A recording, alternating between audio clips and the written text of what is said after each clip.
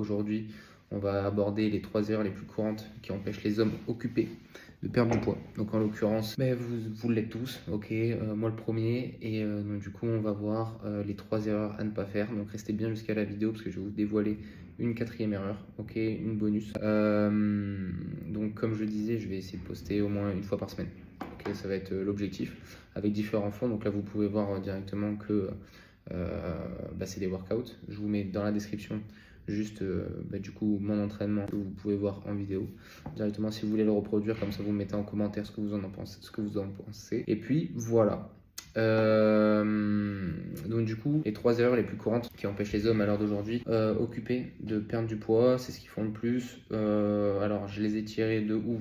Des gens tout simplement que j'ai coachés avant du coup de prendre mon accompagnement. Ils avaient forcément des erreurs communes, et donc du coup j'ai tiré les 3 plus grosses. Ok, j'ai sorti des témoignages aussi de ces personnes là, donc c'est fondé en tout cas, et c'est réel, c'est concret, et ça vient du coup de mes élèves. Donc aujourd'hui, si tu es un homme occupé et que tu veux perdre du poids, donc du coup tu fais certainement ces 3 erreurs là, donc peut-être que tu en fais d'autres, mais en tout cas ça c'est les 3 plus grosses. Donc du coup reste bien jusqu'à la fin de la vidéo parce que du coup il y aura la 4e cadeau. La première, qui n'est pas des moindres, c'est que les gens en fait ils se concentrent uniquement sur le cardio. Les gens pensent que faire du cardio tout le temps, vous allez perdre du poids. Des fois ils sortent des 5-6 entraînements par semaine uniquement de cardio. Donc non, ce n'est pas comme ça que vous allez perdre du poids. Pourquoi? Parce que du coup ça peut causer, déjà tu vas perdre du muscle. Ok, faire trop de cardio sans muscu à côté ou sans renforcement musculaire, ça peut faire totalement fondre tes muscles. Ok, donc qui dit moins de muscles dit un métabolisme plus lent, et donc du coup tu brûles moins de calories, tout simplement. Ok, donc arrêtez s'il vous plaît de faire des 6 entraînements de cardio par semaine, ça ne sert absolument à rien.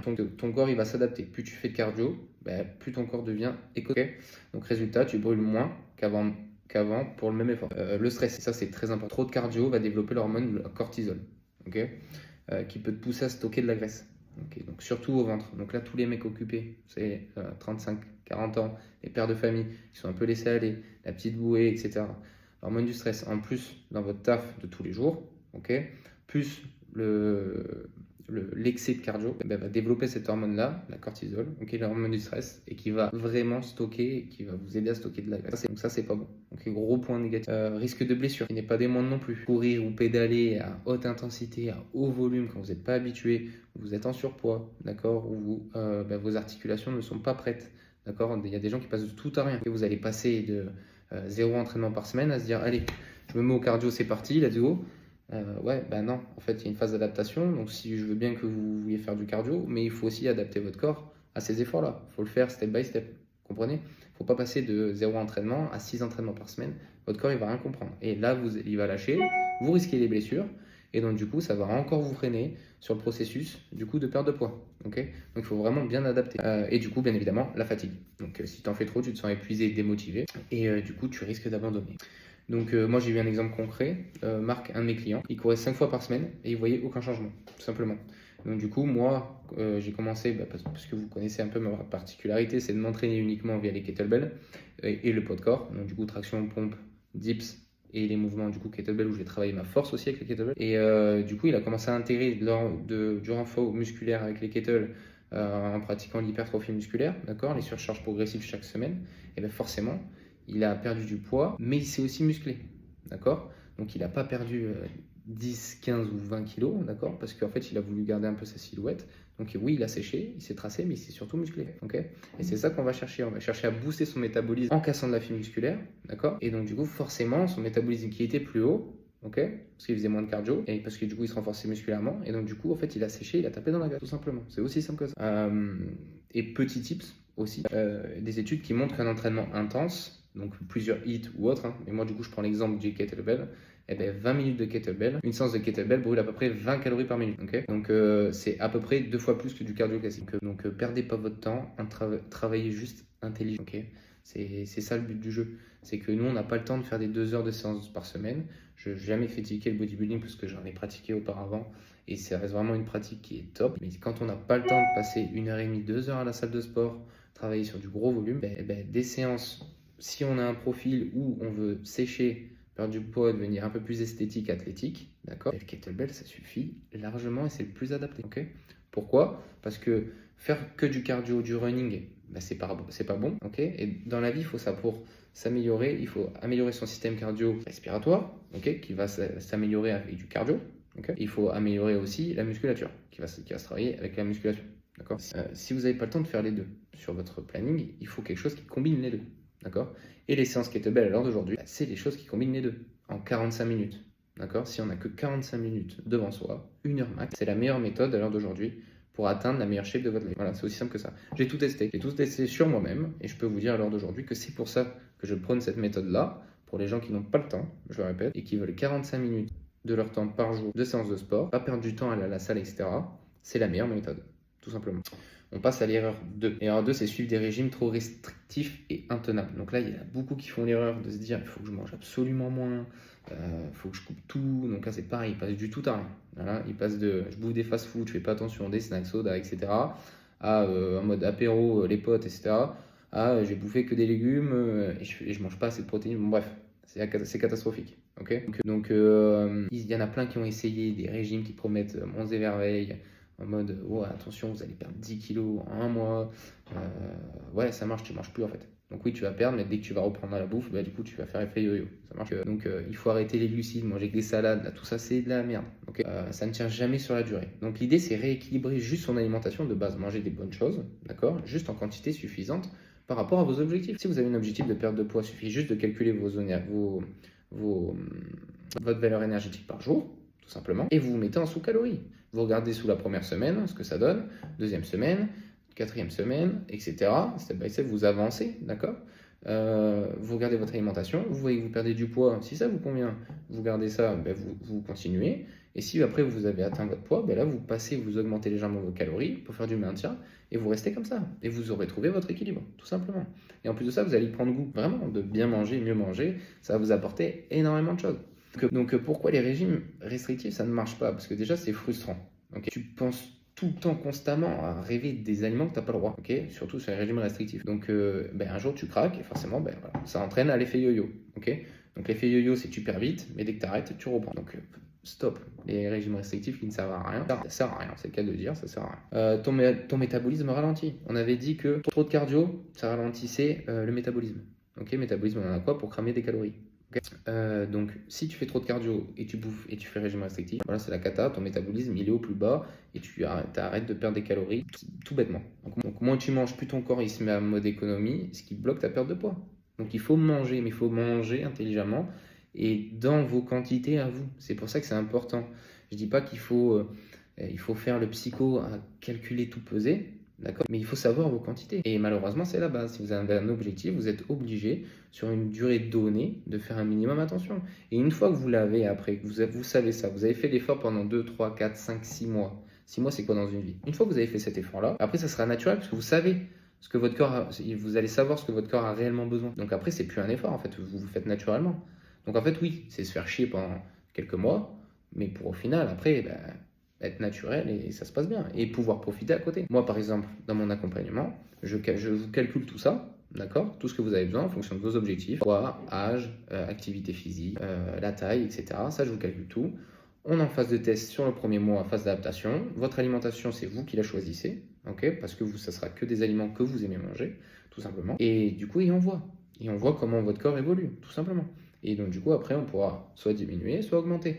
Mais ça ne se fait pas comme ça. Donc, forcément, il va y avoir des étapes où il va falloir regarder, analyser, prendre le temps. Mais une fois qu'on aura trouvé la bonne formule, du coup, ça ira, ça matchera, tout simplement. Et donc, du coup, les régimes trop restrictifs également, ça entraîne des carences. Donc, ils te privent de nutriments essentiels, en fait. Donc, résultat, fatigue, mauvaise humeur et parfois même problème de santé. Donc, ça, on veut éviter. Okay. Donc, moi, j'avais un élève, Thomas.